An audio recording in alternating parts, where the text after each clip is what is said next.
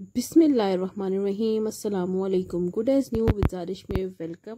आज मैं आप लोगों के लिए बहुत ही ज़बरदस्ती और आसान सी रेसिपी लेके आई हूँ, जो कि है बैंगन का भरता, जो कि बहुत ही ज़बरदस्त बनता है और बहुत कम टाइम में बनता है।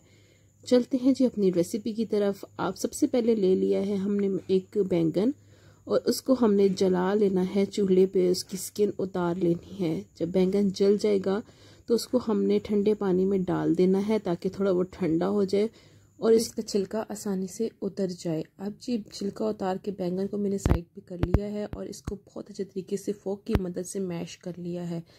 आप चाहें तो हाथों की मदद से भी मैश कर सकते हैं। फोक या हाथों की मदद से जब आप इसको मैश करते हैं तो ये बहुत बारीक बारीक मैश होता है। दूसरी तरफ मैंने ले लिए है एक कढ़ाई, इसमें मैंने थोड़ा सा घी डाल दिया है। आप चाहें तो ऑयल भी ऐड कर सकते हैं।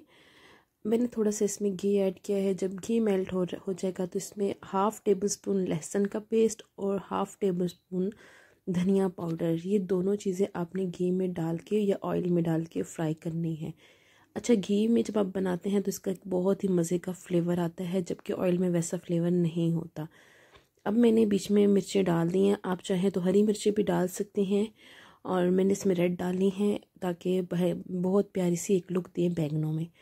इस पॉइंट पे जब ये फ्राई हो जाए तो आप टमाटर एक बड़ा सा रफली कट करके या 2 मीडियम साइज़ की भी कट करके डाल सकते हैं। और इसमें नमक मिर्ची हल्दी तकरीबन हाफ टेबल स्पून मैंने ऐड किया है और इसको बहुत अच्छे तरीके से फ्राई करके मिक्स करके मैंने इसको कवर कर दिया है ताकि टमाटर मेरे बहुत अच्छे से सॉफ्ट बन जाए और मुझे इसका कोई पेस्ट वगैरह ना बनाना पड़े, ये खुद ही सॉफ्ट हो जाए टमाटर।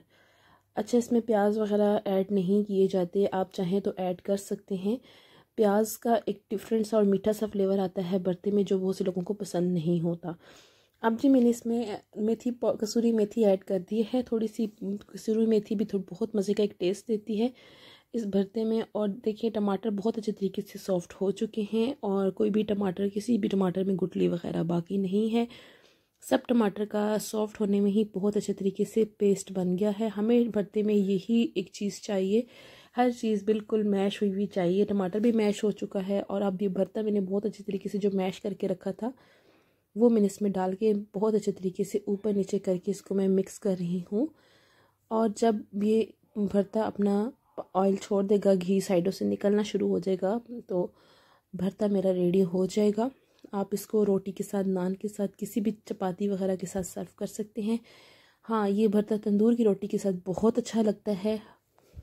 बिल्कुल लास्ट में जब मेरा भरता रेडी हो गया है तो मैंने तकरीबन हाफ़ टी स्पून मैंने इसमें ऐड किया है ब्लैक पेपर, जो कि मेरे हर खाने में जाती है और जिससे बहुत ही मज़े का एक टेस्ट आता है खाने में।